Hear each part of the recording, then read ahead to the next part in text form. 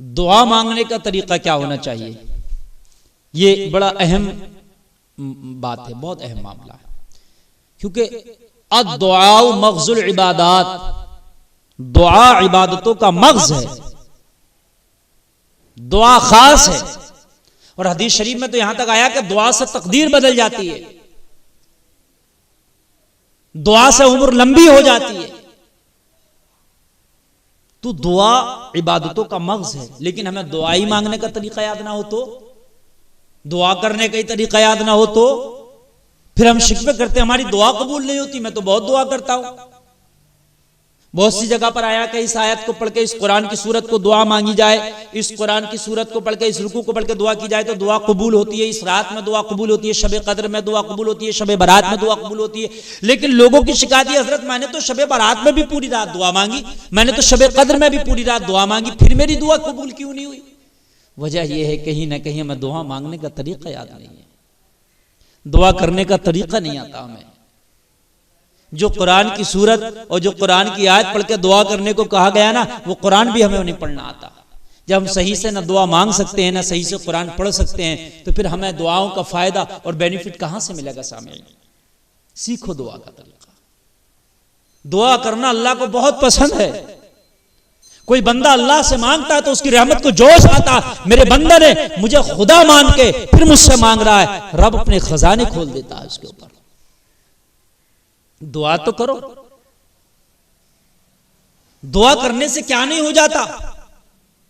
दुआ करे तो यूसुफ को कुएं से निकाल दिया जाए, दुआ करें तो हजरत यूनुस को मछली के पेट से निकाल दिया जाए, रब से दुआ करे तो हजरत इब्राहिम को आतिश नमरूद में बचा लिया जाए,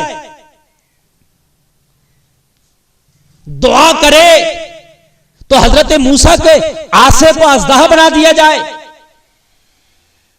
दुआ करे तो हजरत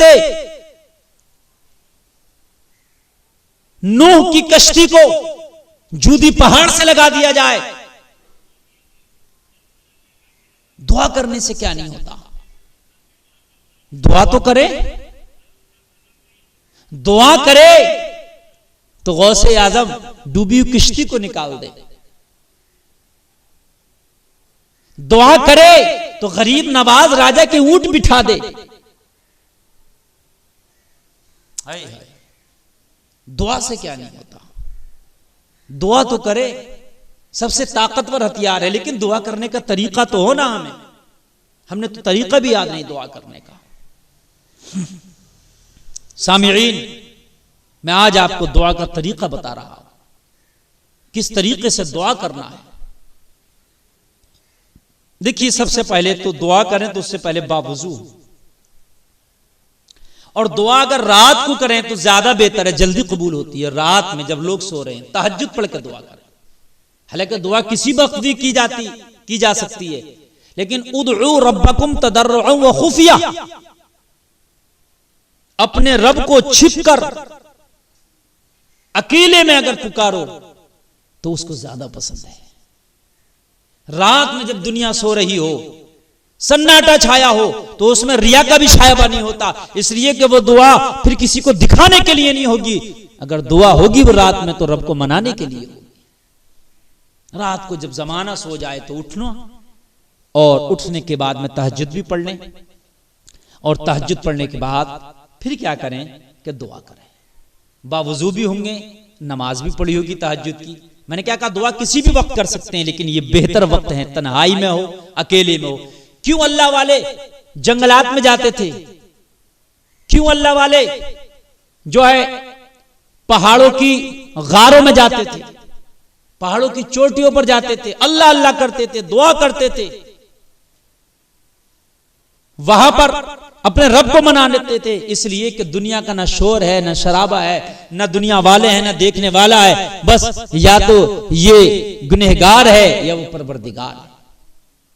डायरेक्ट मामला है, कोई डिस्टर्ब करने वाले बीच में नहीं है। तो दुआ करें, अकेले में करें, तन्हाई में करें, ज्यादा बेटर है। बाकी तो जब चाहे कर सकते हैं।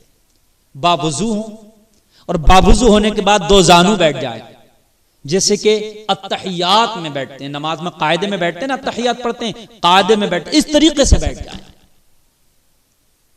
इस तरीके से बैठने के बाद फिर अपने हाथ आसमान की तरफ करें। हथेलियों का जो किबला है वो आसमान है। बहुत से लोग ऐसे हाथ कर लेते हैं, बहुत से ऐसे कर लेते हैं, बहुत से यूं कर लेते हैं, जिसकी जैसी मर्जी आती है। बहुत से यूं ऐसे दुआ मांगते हैं, नहीं, बहुत से इस तरीके से दुआ मांगते हैं। ये तरीका, ये नहीं है तरीका। आसमान हथेलियों का किबला है। दुआ में हथेलियां आसमान की जानिब हो, ये निगाह झुकी हो और हाथ आगे हो। ये जो बाजू है ना, ये बगलों से कुशादा जुदा हो और हाथ ऐसे आगे हो, मेरे हाथ देखें, इस तरीके से निगाह झुकी हो। और अगर कभी कैफियत बढ़ जाए ना, तो फिर उसका अगला तरीका यह है कि हथेलियां और ऊपर उठ जाए, ये और ऊपर उठ जाए। ये अगर जब कैफियत बढ़ती है ना, तो ये और ऊपर उठ जाए, इस तरीके से। ये तरीका भी और ऊपर उठ जाए, लेकिन नॉर्मली तरीका ये है, निगाह झुकी हो और हथेलियां किबले की तरफ हों। और फिर सबसे पहले आप कोई भी दुआ करें, उससे पहले दुरूद शरीफ जरूर पढ़ लें। फिर दुरूद शरीफ पढ़ने के बाद कुरान की जो भी आयत पढ़ना चाहे या जो भी सूरत, जो भी रुकू पढ़ना चाहे वो पढ़ ले। फिर उसके बाद गिड़गिड़ा कर रब की बारगाह में दुआ मांगे, मौला ये तेरा गुनहगार बंदा या तेरी गुनहगार बंदी, मैं तो इस काबिल नहीं हूं कि मेरी जबान तेरी बारगाह में खुले। गुनहगार हूं, सियाकार हूं, असियां शार हूं, लेकिन मौला तेरी रहमत गुनहगारों पर भी बरसती है। मौला मैं अपने गुनाहों से शर्मिंदा हूं। मौला मैं अपने गुनाहों से तौबा करना चाहता हूं। सबसे पहले अपने गुनाहों से तौबा करें, उसके बाद फिर दुआ करें जायज काम के लिए। गिड़गिड़ा कर दुआ करें, आंखों में आंसू होना चाहिए। तरीका यह है, रोएं, गिड़गिड़ाएं, आंखों में आंसू भी हो। लेकिन ये सब नहीं हो सकता, सबकी आंखों में आंसू नहीं आ सकते।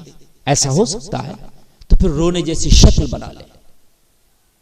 अगर आप की आंखों में आंसू नहीं आ पा रहे हैं तो फिर रोने जैसी शक्ल बना ले, रोने जैसा चेहरा बना ले, और वो किसी को दिखावे के लिए ना हो, सिर्फ अपने रब को मनाने के लिए हो। और फिर दुआ, अब उसमें जो जायज आप मांगे अपने रब से, अंबिया का वसीला देकर, अपने मुस्तफा अपने नबी का वसीला देकर, उनका सदका देकर मांगे। फिर उसके बाद में आखिर में दुआ के दुरूद शरीफ पढ़े और उसके बाद में अपनी दुआ को खत्म करें। इंशाअल्लाह ये दुआ का तरीका सबसे बेहतर है और दुआ जरूर कबूल